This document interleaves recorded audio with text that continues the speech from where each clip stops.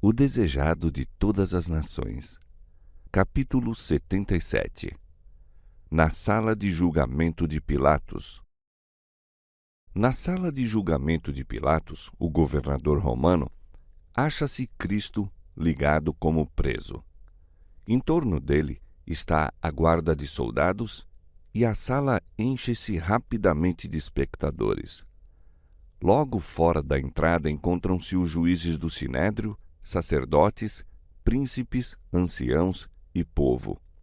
Depois de condenar a Jesus, o conselho do Sinédrio fora ter com Pilatos a fim de obter a confirmação da sentença e sua execução. Mas esses oficiais judeus não queriam entrar no tribunal romano. Segundo sua lei cerimonial, ficariam assim contaminados e, portanto, impedidos de tomar parte da festa da Páscoa. Não viam, em sua cegueira, que o ódio assassino lhes contaminava o coração. Não viam que Cristo era o verdadeiro Cordeiro Pascual e que, uma vez que o rejeitaram, para eles perdera a grande festa sua significação. Ao ser o Salvador levado para o tribunal, não foi com bons olhos que Pilatos o contemplou. O governador romano fora chamado à pressa de sua câmara e decidiu fazer o trabalho o mais rapidamente possível.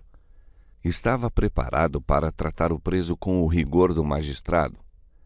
Assumindo a mais severa expressão, voltou-se para ver que espécie de homem tinha de interrogar, por causa do qual fora assim tão cedo despertado de seu repouso. Sabia que havia de ser alguém a quem as autoridades judaicas estavam ansiosas por ver julgado e punido quanto antes. Pilatos olhou para o homem que guardava Jesus e depois seu olhar pousou perscrutadoramente no próprio Jesus. Tivera de tratar com todas as espécies de criminosos, mas nunca dantes fora levado à sua presença um homem com tais traços de bondade e nobreza. Não via em seu semblante nenhum vestígio de culpa, nenhuma expressão de temor, nada de ousadia ou desafiadora atitude.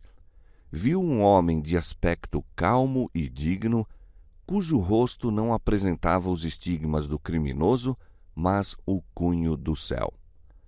O aspecto de Cristo produziu favorável impressão em Pilatos. Foi despertado o lado melhor de sua natureza. Ouvira falar de Jesus e suas obras. Sua esposa contara-lhe alguma coisa dos maravilhosos feitos realizados pelo profeta Galileu, que curara os doentes e ressuscitara os mortos. Agora, como se fora um sonho, isso se reavivou na memória de Pilatos. Recordou boatos que ouvira de várias fontes. Decidiu indagar dos judeus quais suas acusações contra o preso. "Quem é esse homem e para que o trouxestes?" disse ele. "Que acusações trazeis contra ele?" Os judeus ficaram desconcertados. Sabendo que não lhes era possível consubstanciar as acusações que tinham contra Cristo, não desejavam um interrogatório público. Disseram que era um enganador chamado Jesus de Nazaré. Novamente perguntou Pilatos: "Que acusações trazeis contra este homem?" Os sacerdotes não lhe responderam à pergunta, mas, em palavras que manifestavam sua irritação, disseram: "Se este não fosse malfeitor, não te entregaríamos." Quando os que compõem o Sinédrio, os primeiros homens da nação, te trazem um homem que julgam digno de morte, haverá necessidade de pedir uma acusação contra ele? Esperavam impressionar Pilatos com o sentimento da importância deles, levando-o assim a aceder ao seu pedido sem muitos preliminares. Estavam ansiosos por ver ratificada a sentença, pois sabiam que o povo que testemunhara as maravilhosas obras de Cristo poderia contar uma história muito diversa da invenção que agora repetiam. Os sacerdotes pensavam que, com o fraco e vacilante Pilatos, poderiam sem dificuldade levar a cabo seus planos. Anteriormente, assinara precipitado sentenças de morte, condenando homens que sabiam não ser dignos disso. Em sua estimação, de pouca importância era a vida de um preso. Se inocente ou culpado, não era de especial consequência. Os sacerdotes esperavam que Pilatos infligisse agora a pena de morte a Jesus sem o ouvir. Isso pediram como favor por ocasião de sua grande festa nacional. Havia, porém, no preso, qualquer coisa que inibiu Pilatos de assim proceder. Não ousou fazê-lo. Leu o desígnio dos sacerdotes. Lembrou-se de como, não fazia muito, Jesus ressuscitara a Lázaro, um homem que estivera morto por 4 dias, e decidiu saber, antes de assinar a sentença de condenação, quais eram as acusações contra ele e se podiam ser provadas. Se vosso juízo é suficiente, disse ele, por que trazeis a mim o preso? Levai-o vós e julgai-o segundo a vossa lei. Assim, apertados, os sacerdotes disseram que já haviam sentenciado a Jesus, mas que era preciso a sentença de Pilatos para dar validade à sua condenação. Qual é vossa sentença? Perguntou Pilatos. A de morte, responderam. Mas não nos é lícito condenar ninguém à morte. Pediram a Pilatos que aceitasse a palavra deles quanto à culpabilidade de Cristo e cumprisse a sentença que haviam dado. Tomariam a responsabilidade do resultado. Pilatos não era juiz justo ou consciencioso, mas fraco como era em poder moral, recusou conceder essa petição. Não condenaria Jesus enquanto não fosse apresentada a acusação contra ele. Os sacerdotes encontravam-se num dilema. Viam que deviam encobrir sua hipocrisia sob o mais espesso véu.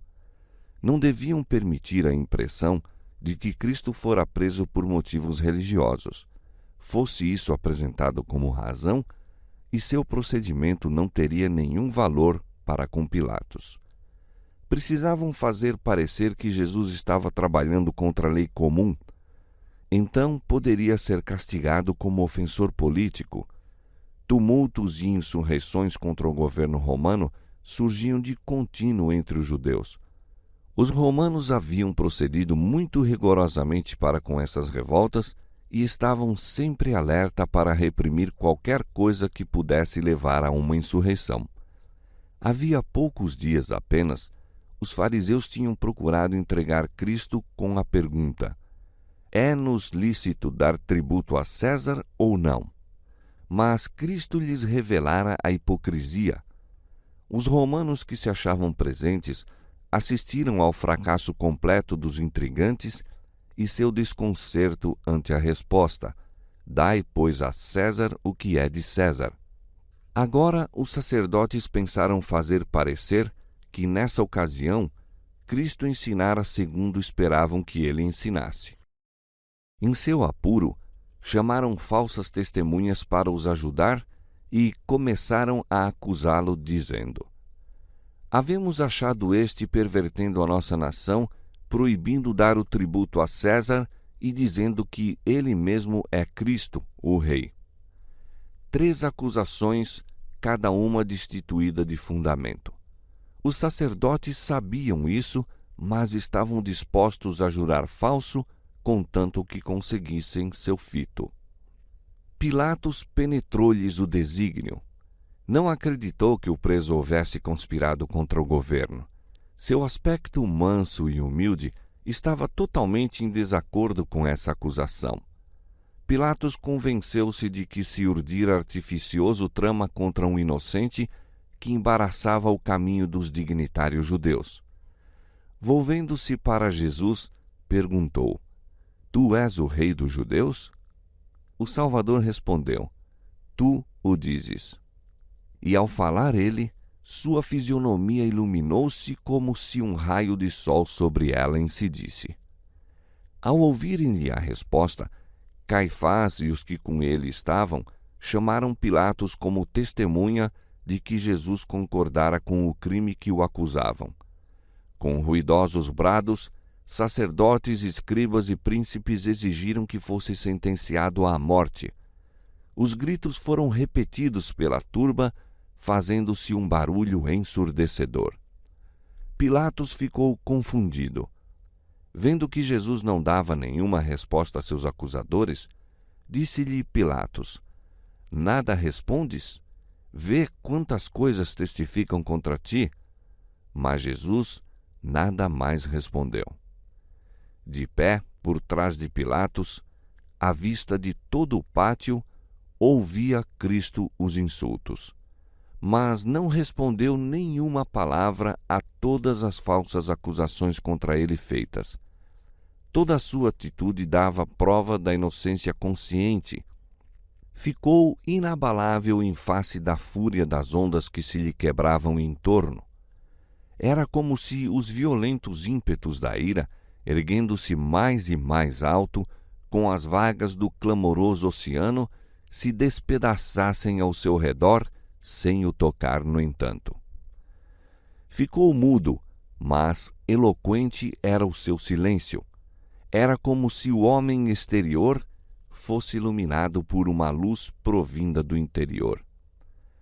Pilatos estava admirado de seu porte. Despreza esse homem os acontecimentos porque não se importa de salvar a vida? Perguntava a si mesmo. Contemplando Jesus a suportar insultos e zombarias sem represália, sentiu que ele não podia ser tão injusto como estava sendo os sacerdotes que clamavam. Esperando obter dele a verdade e escapar ao tumulto, Pilatos tomou Jesus à parte e tornou a interrogá-lo. Tu és o rei dos judeus? Jesus não respondeu diretamente a essa pergunta. Sabia que o Espírito Santo estava lutando com Pilatos e deu-lhe oportunidade de reconhecer a própria convicção. Tu dizes isto de ti mesmo? Perguntou. Ou disseram-te outros de mim? Isto é, será a acusação dos sacerdotes ou o desejo de receber luz de Cristo que motivava a pergunta de Pilatos? Pilatos compreendeu a intenção de Jesus, mas surgiu orgulho em seu coração. Não queria reconhecer a convicção que o assaltava. Porventura sou eu judeu? Disse. A tua nação e os principais dos sacerdotes entregaram-te a mim. Que fizeste? Passara a oportunidade áurea de Pilatos. Todavia, Jesus não o deixou ainda sem luz. Conquanto não respondesse diretamente à pergunta de Pilatos, declarou abertamente a própria missão. Deu a entender a Pilatos que não buscava um trono terrestre. O meu reino não é deste mundo, disse ele. Se o meu reino fosse deste mundo, pelejariam meus servos para que eu não fosse entregue aos judeus. Mas agora o meu reino não é daqui. Disse-lhe Pilatos: Logo, tu és rei?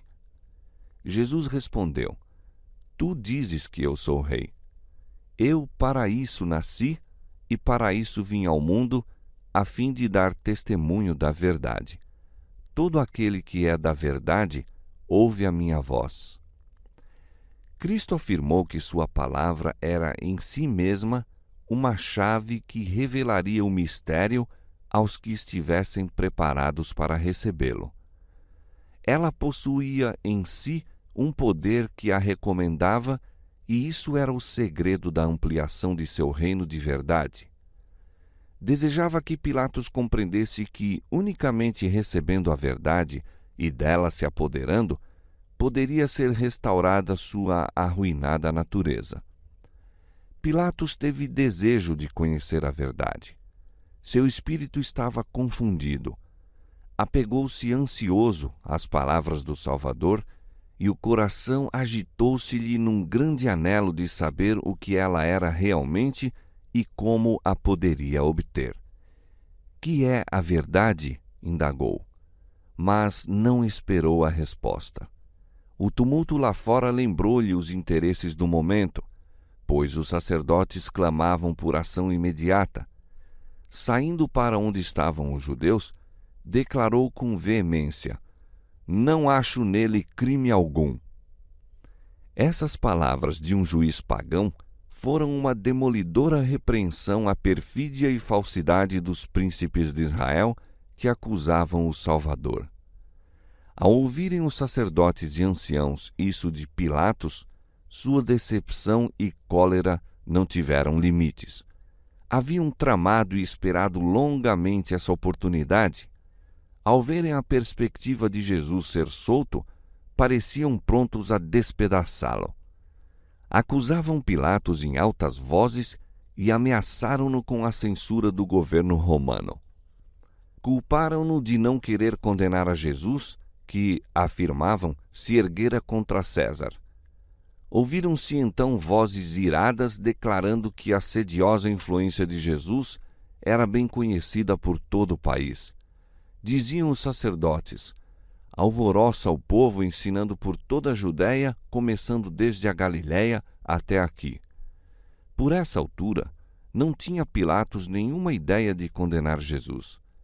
Sabia que os judeus o haviam acusado, movidos por ódio e preconceitos. Sabia qual era seu dever. A justiça exigia que Jesus fosse imediatamente solto, mas Pilatos temia a má vontade do povo. Recusasse ele entregar-lhe Jesus, erguer-se-ia um tumulto e isso ele temia enfrentar. Ao ouvir que Cristo era da Galiléia, decidiu mandá-lo a Herodes, governador daquela província, o qual se achava então em Jerusalém. Com esse procedimento, pensava transferir a responsabilidade do julgamento para Herodes. Julgou também que era boa oportunidade de pacificar uma velha questão existente entre ele e Herodes. E assim aconteceu. Os dois magistrados tornaram-se amigos depois do julgamento do Salvador. Pilatos entregou novamente Jesus aos soldados e, por entre os escárnios e insultos da massa, foi ele atropeladamente conduzido ao tribunal de Herodes. E Herodes, quando viu a Jesus, alegrou-se muito. Nunca se encontrara com o Salvador, mas havia muito que desejava vê-lo por ter ouvido dele muitas coisas e esperava que lhe veria fazer algum sinal. Esse Herodes era aquele cujas mãos estavam manchadas do sangue de João Batista. Ao ouvir falar de Jesus, a princípio ficou aterrorizado e disse: este é João que mandei degolar, ressuscitou dos mortos. Por isso estas maravilhas operam nele. Todavia Herodes desejava ver a Jesus. Havia agora a oportunidade de salvar a vida desse profeta e o rei esperou banir para sempre de sua memória aquela cabeça sangrenta a ele levada num prato. Desejava também satisfazer sua curiosidade e pensava que, se oferecesse a Jesus alguma perspectiva de libertação, faria qualquer coisa que lhe fosse solicitada. Um grande grupo de sacerdotes e anciãos acompanhara Cristo a Herodes, e ao ser o Salvador introduzido, esses dignitários, falando todos excitadamente, insistiram em suas acusações contra ele. Mas Herodes pouca atenção lhes deu. Impôs silêncio, desejando o ensejo de interrogar a Cristo. Ordenou que soltassem as cadeias de Jesus, criminando ao mesmo tempo seus inimigos de o atarem rudemente. Olhando compassivamente o sereno rosto do Redentor do mundo, nele leu unicamente sabedoria e pureza. Da mesma maneira que Pilatos, ficou convencido de que Cristo fora acusado por malignidade e inveja. Herodes interrogou a Cristo com muitas palavras, mas o Salvador se manteve em profundo silêncio. Ao mando do rei, foram introduzidos decrépitos e mancos, sendo ordenado a Cristo que provasse suas reivindicações pela operação de um milagre. Afirmam que podes curar os enfermos, disse-lhe Herodes. Estou ansioso por ver que tua grande fama não é mentira.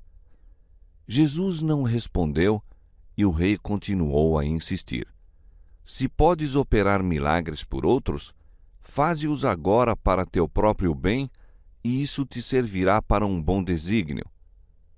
Outra vez ordenou: Mostra-nos um sinal de que possuis o poder que a fama te tem atribuído. Mas Cristo era como alguém que não visse nem ouvisse. O Filho de Deus tomara sobre si a natureza humana. Devia agir como o tem de fazer o homem em idênticas circunstâncias. Portanto, não operaria um milagre para se poupar a si mesmo a dor e a humilhação que o homem deve sofrer quando colocado em condições semelhantes. Herodes prometeu que, se Jesus realizasse algum milagre em sua presença, seria solto.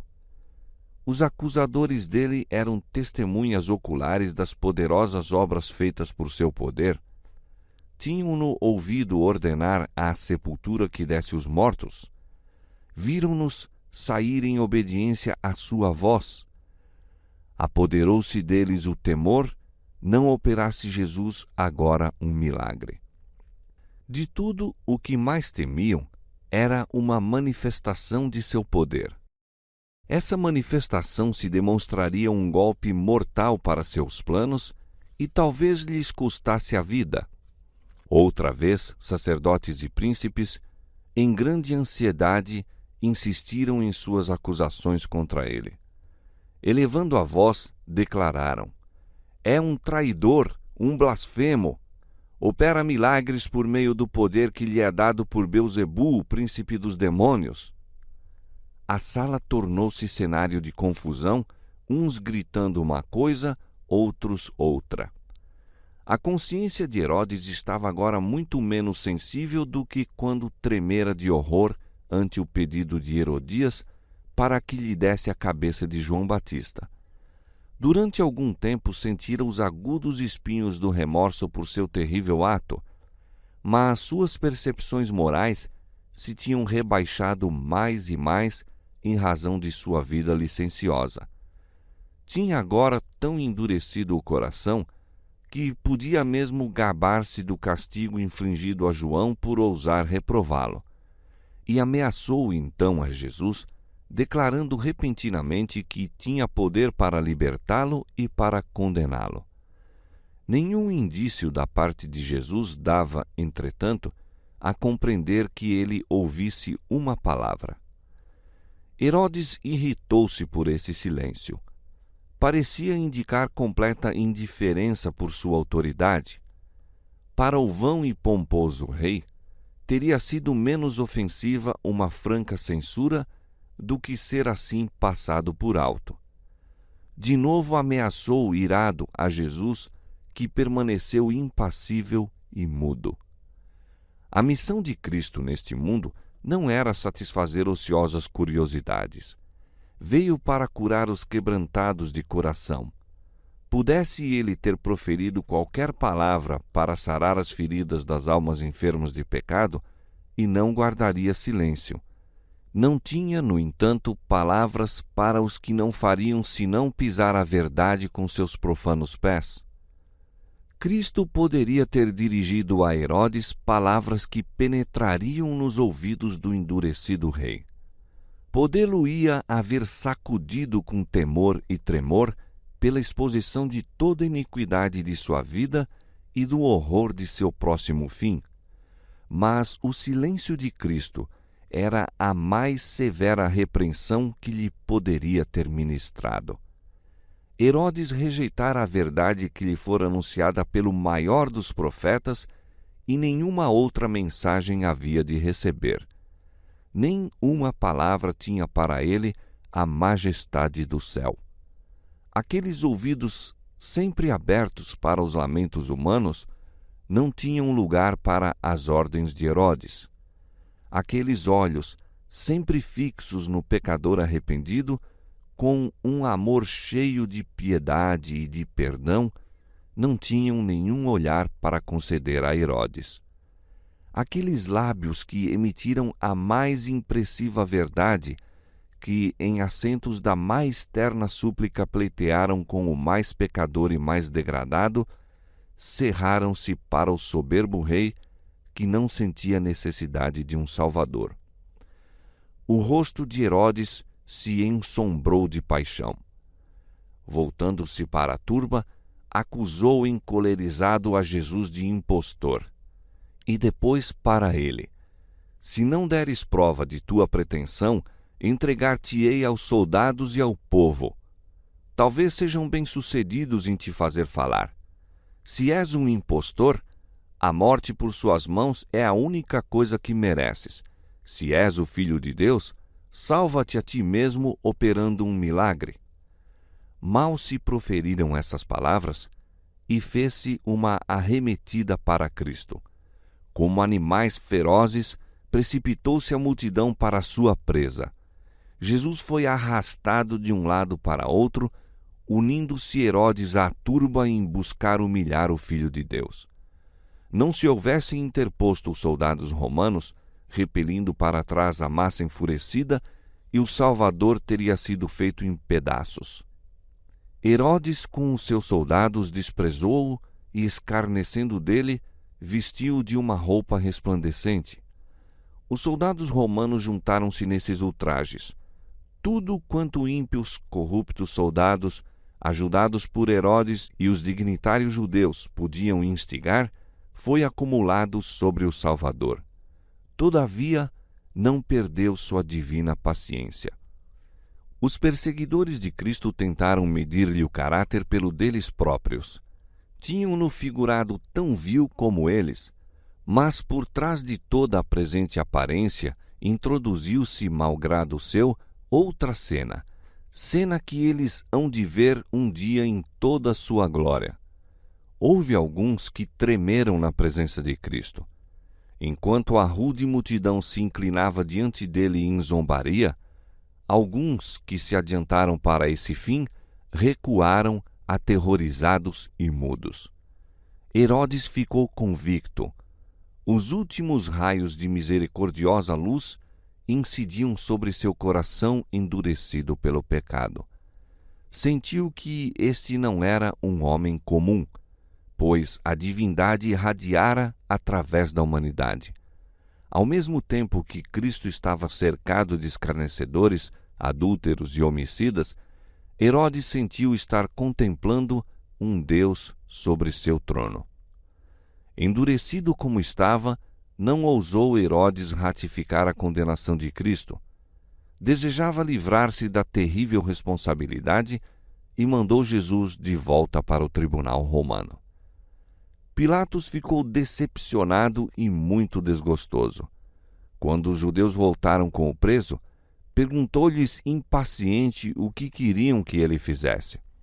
Lembrou-lhes que já interrogara Jesus e não achara nele crime algum. Disse-lhes que tinham trazido queixas contra ele, mas não eram capazes de provar uma única.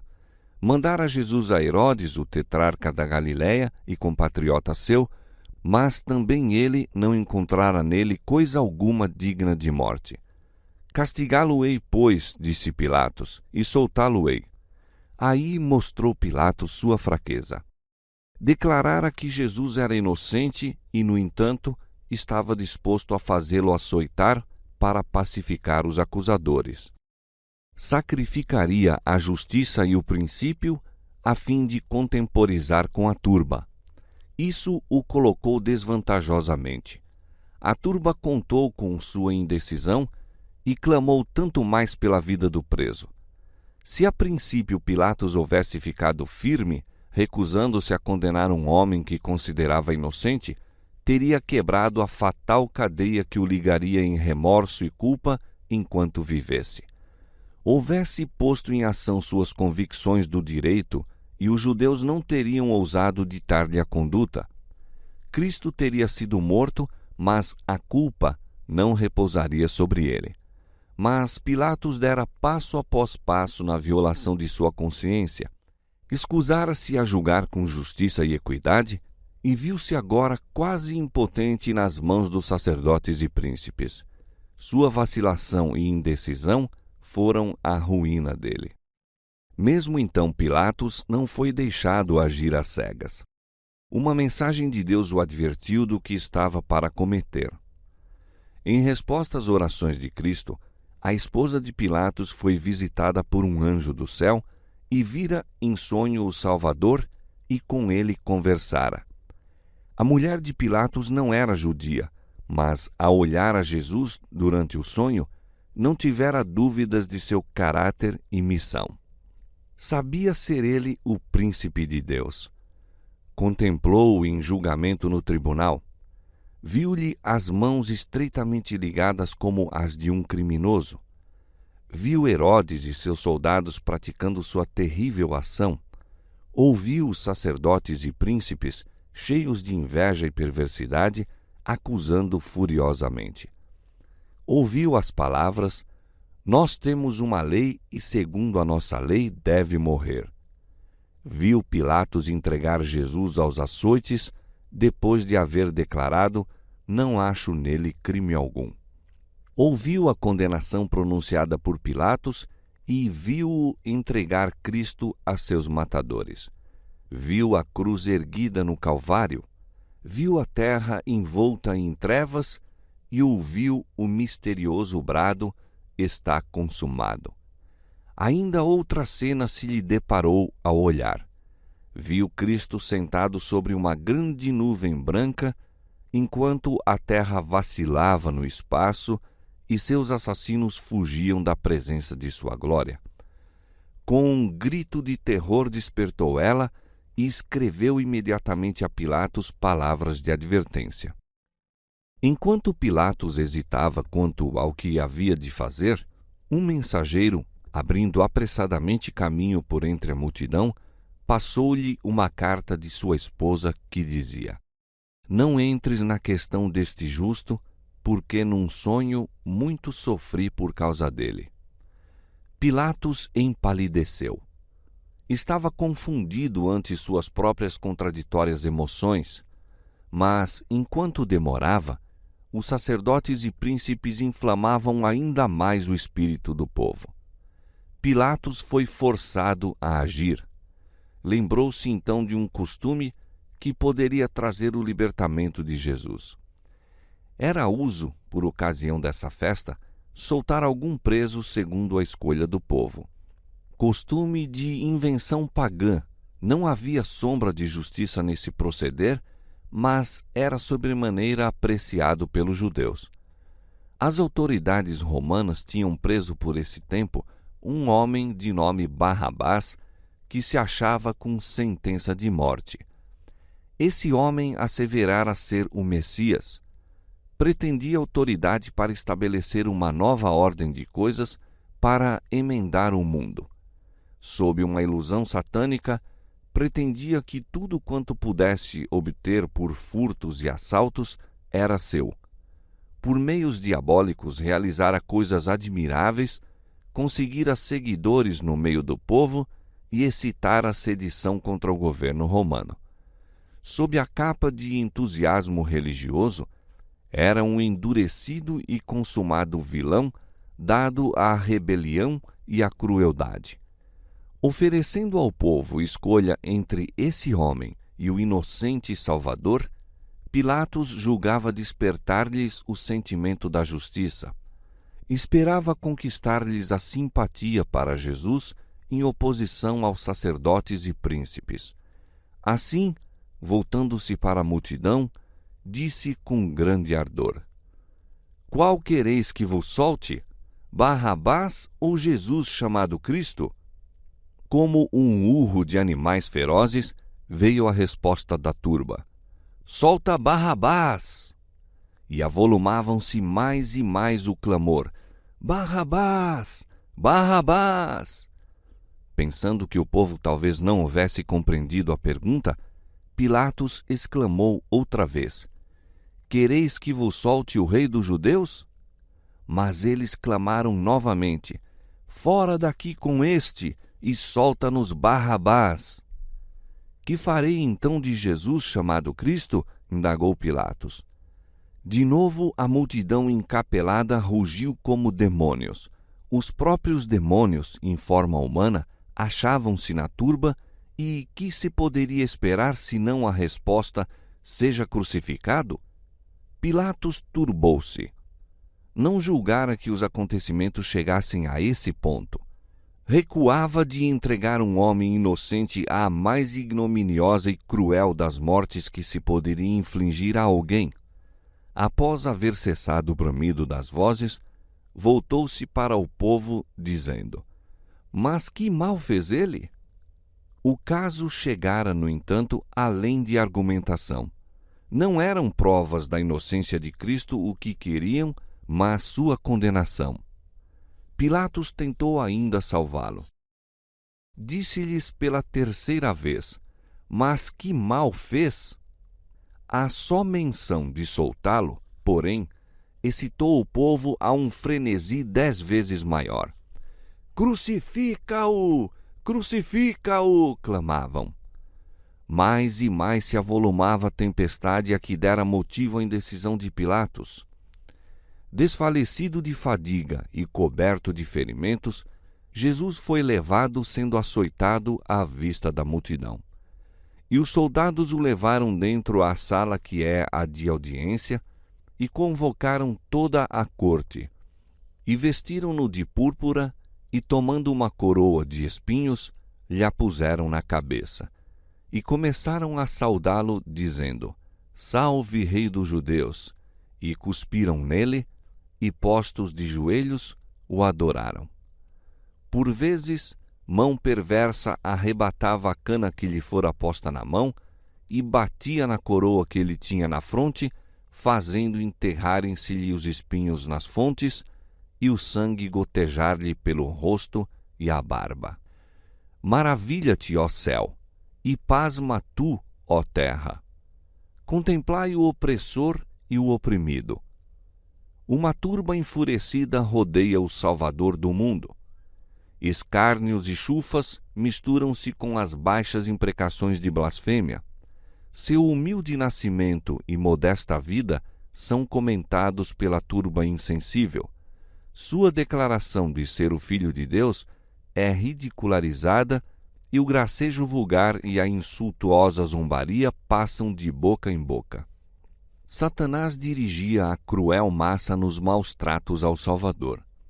Era seu desígnio provocá-lo, se possível, à represália ou levá-lo a realizar um milagre para se libertar, frustrando assim o plano da salvação. Uma mancha sobre sua vida humana, uma falha de sua humildade para resistir à terrível prova, e o Cordeiro de Deus teria sido uma oferta imperfeita, um fracasso para a redenção do homem. Mas aquele que, por uma ordem, poderia trazer em seu auxílio a hoste celestial, aquele que, ante uma súbita irradiação de sua divina majestade, poderia haver afugentado de sua face aquela turba aterrada, se submeteu com perfeita calma aos mais vis insultos e ultrajes. Os inimigos de Cristo tinham pedido um milagre como prova de sua divindade. Tiveram um testemunho muito maior do que haviam buscado. Assim como a crueldade de seus torturadores os degradava abaixo da humanidade, dando-lhes a semelhança de Satanás, a mansidão e paciência de Jesus o exaltavam acima da humanidade, demonstrando seu parentesco com Deus. Sua humilhação era o penhor de sua exaltação. As gotas de sangue de agonia que lhe corriam das fontes feridas pelo rosto e a barba eram o penhor de sua unção com óleo de alegria, como o nosso grande sumo sacerdote. Grande foi a ira de Satanás ao ver que todos os maus tratos infligidos ao Salvador não lhe forçaram os lábios a soltar uma só queixa. Embora houvesse tomado sobre si a natureza humana, era sustido por uma força divina e não se apartou num só ponto da vontade do Pai. Quando Pilatos entregou Jesus para ser açoitado e escarnecido, julgou despertar a piedade da multidão. Teve esperança de que achassem suficiente esse castigo. Mesmo a malignidade dos sacerdotes, pensava, ficaria então satisfeita. Com penetrante percepção, viram os judeus a fraqueza de assim punir um homem que fora declarado inocente. sabiam que Pilatos estava procurando salvar a vida do preso e decidiram que Jesus não fosse solto. Para nos agradar e satisfazer, Pilatos o açoitou, pensaram, e se apertarmos a questão até um resultado definido, conseguiremos com certeza nosso intento. Pilatos mandou então buscar Barrabás para o pátio. Apresentou depois os dois presos, um ao lado do outro, e apontando ao Salvador, disse em tom solene: Eis aqui o homem. Eis aqui vo-lo trago fora, para que saibais que não acho nele crime algum. Ali estava o Filho de Deus, com as vestes da zombaria e a coroa de espinhos. Despido até a cintura, as costas mostravam-lhe os longos e cruéis vergões, de onde corria o sangue abundantemente. Tinha o rosto manchado de sangue e apresentava os sinais da exaustão e dor. Nunca, no entanto, parecera mais belo. O semblante do Salvador não se desfigurou diante dos inimigos. Cada traço exprimia brandura e resignação e a mais terna piedade para com os cruéis inimigos. Não havia em sua atitude nenhuma fraqueza covarde, mas a resistência e dignidade da longanimidade. Chocante era o contraste do preso ao seu lado. Cada linha da fisionomia de Barrabás proclamava o endurecido criminoso que era. O contraste foi manifesto a todos os espectadores. Alguns dentre eles choravam. Ao olharem a Jesus, o coração encheu-se-lhes de simpatia.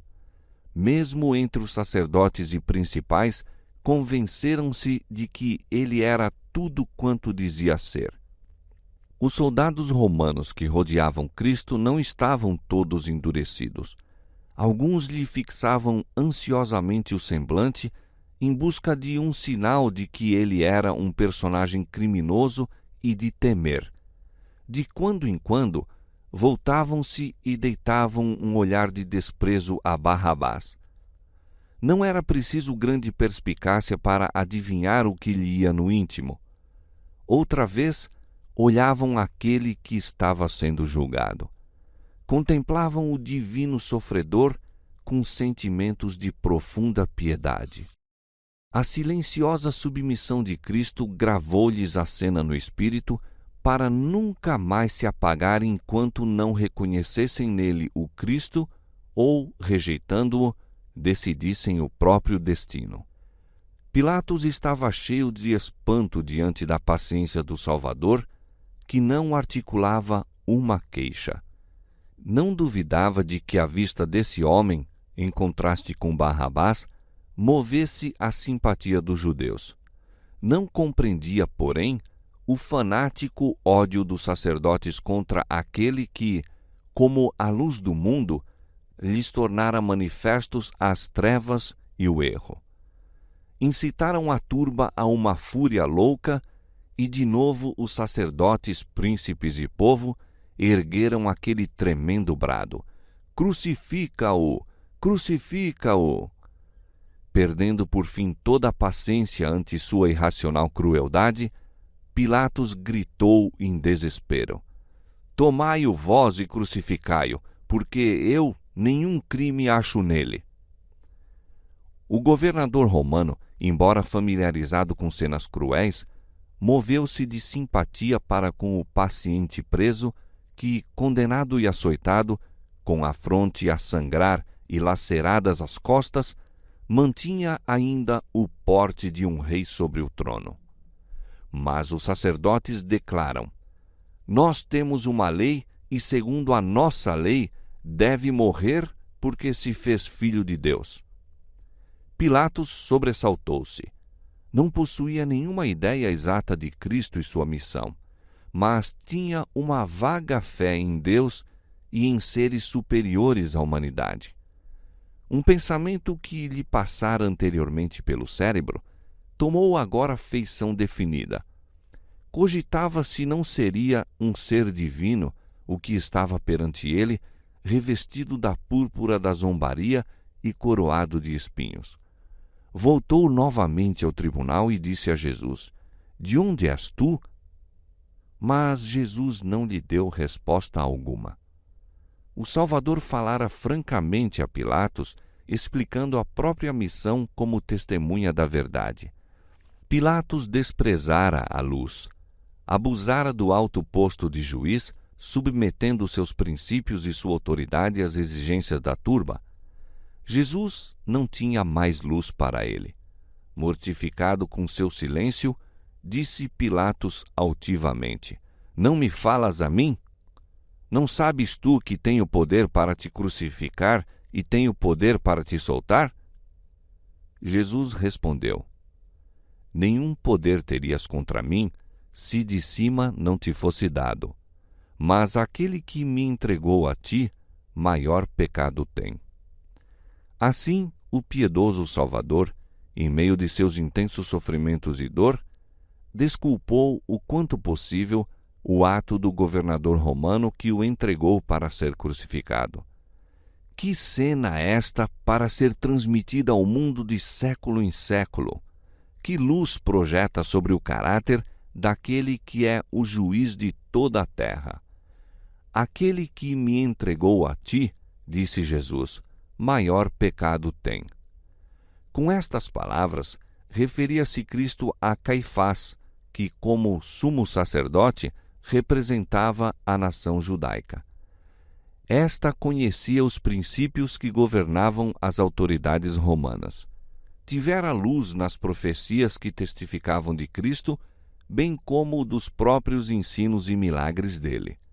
Os juízes judaicos receberam inequívocas provas da divindade daquele a quem condenavam à morte, e, segundo a luz que tinham, seriam julgados. A maior culpa e mais grave responsabilidade pesava sobre os que ocupavam os mais altos postos da nação, os depositários das sagradas verdades que estavam vilmente traindo. Pilatos, Herodes e os soldados romanos ignoravam relativamente o que dizia a respeito a Jesus.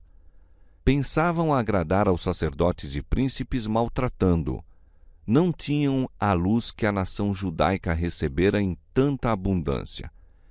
Houvesse essa luz sido dada aos soldados, e não teriam tratado a Cristo tão cruelmente como o fizeram. Outra vez propôs Pilatos soltar o Salvador. Mas os judeus clamavam, dizendo: Se soltas este, não és amigo de César. Assim pretendiam esses hipócritas ser zelosos da autoridade de César. De todos os adversários do governo romano, eram os judeus os mais terríveis. Quando lhes era dado fazê-lo com segurança, mostravam-se os mais tirânicos em impor suas exigências nacionais e religiosas. Em querendo, porém, levar a cabo qualquer cruel desígnio, exaltava o poder de César. Para consumar o aniquilamento de Jesus, eram capazes de professar lealdade ao governo estrangeiro que odiavam. Qualquer que se faz rei é contra o César, continuaram. Isso era tocar num ponto fraco de Pilatos. Ele estava suspeito ao governo romano e sabia que tal notícia constituía a ruína para si. Sabia que se os judeus fossem contrariados, sua cólera se voltaria contra ele. Não recuariam diante de coisa nenhuma para realizar sua vingança. Tinha diante de si o exemplo da persistência com que buscavam a vida daquele a quem aborreciam sem causa. Pilatos assentou-se então no tribunal, no assento do juiz, e tornou a apresentar Jesus ao povo, dizendo: Eis aqui o vosso rei. De novo se fez ouvir o furioso brado: Tira, tira, crucifica-o! Numa voz que se podia ouvir até longe, Pilatos perguntou: Hei de crucificar o vosso rei? Mas de profanos e blasfêmios lábios partiram as palavras: Não temos rei senão o César. Escolhendo assim um governo pagão, apartara-se a nação judaica da teocracia.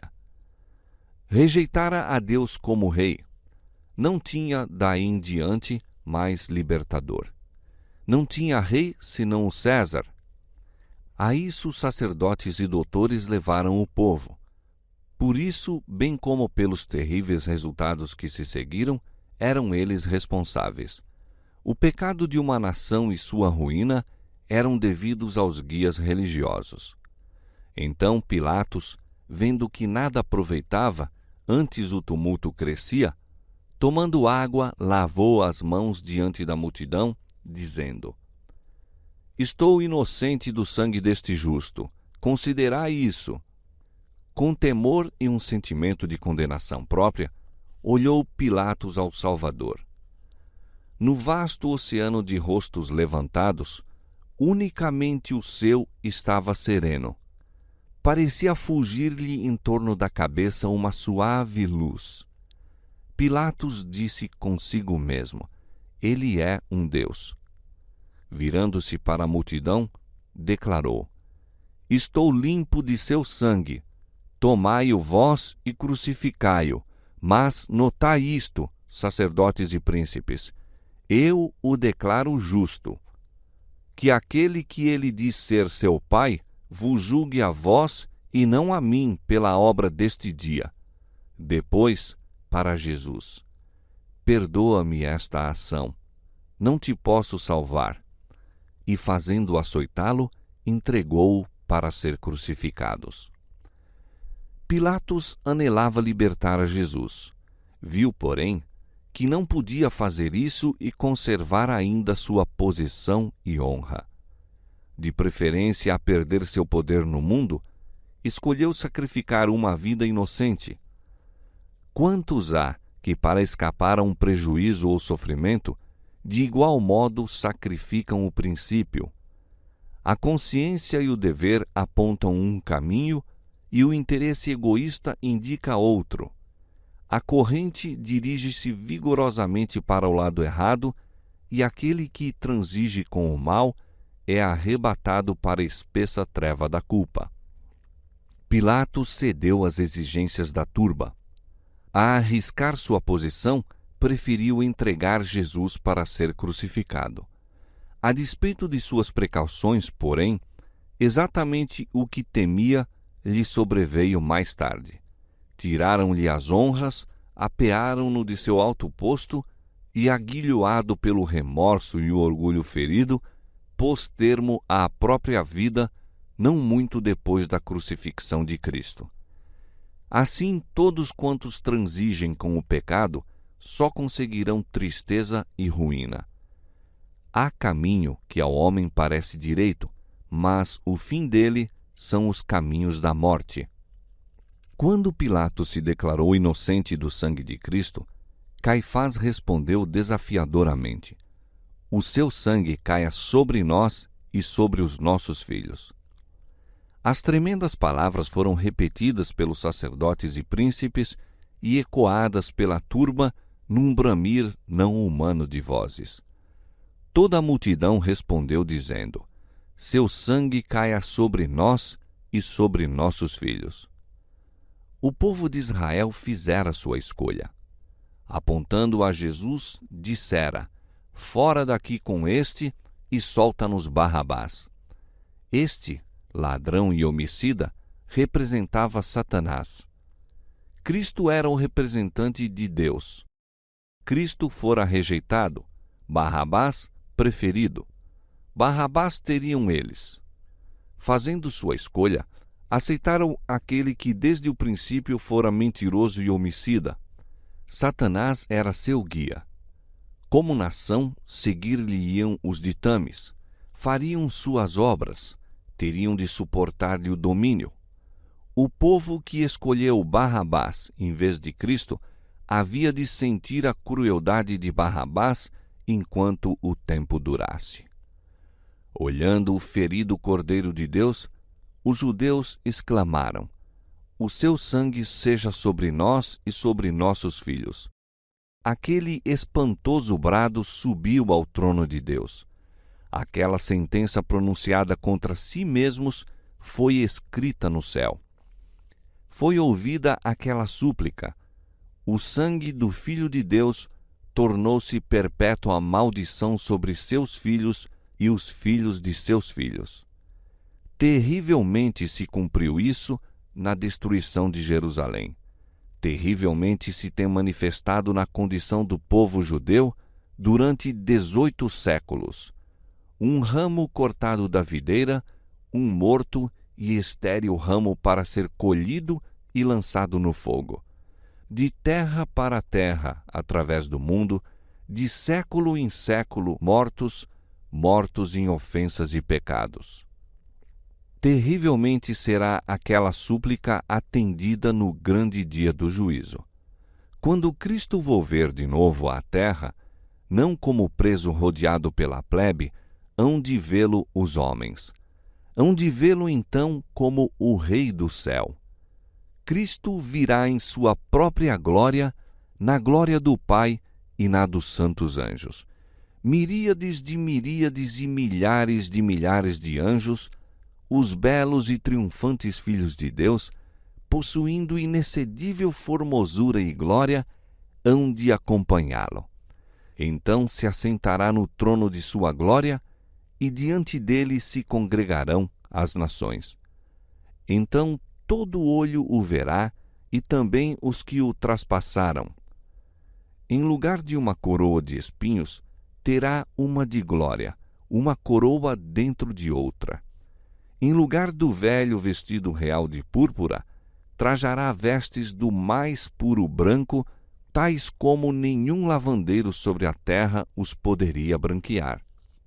E nas vestes e na sua coxa estará escrito um nome: Rei dos Reis e Senhor dos Senhores. Os que dele zombaram e o feriram, ali estarão. Os sacerdotes e príncipes contemplarão novamente a cena do tribunal. Cada circunstância há de aparecer diante deles como se escritas com letras de fogo. Então os que rogaram, o seu sangue caia sobre nós e sobre nossos filhos, receberão a resposta à sua súplica. Então o mundo inteiro saberá e compreenderá. Perceberão a quem eles, pobres, fracos e finitos seres humanos, estiveram a combater. Em terrível agonia e horror, hão de clamar as montanhas e as rochas: caí sobre nós e escondei-nos do rosto daquele que está assentado sobre o trono e da ira do Cordeiro, porque é vindo o grande dia da sua ira, e quem poderá subsistir?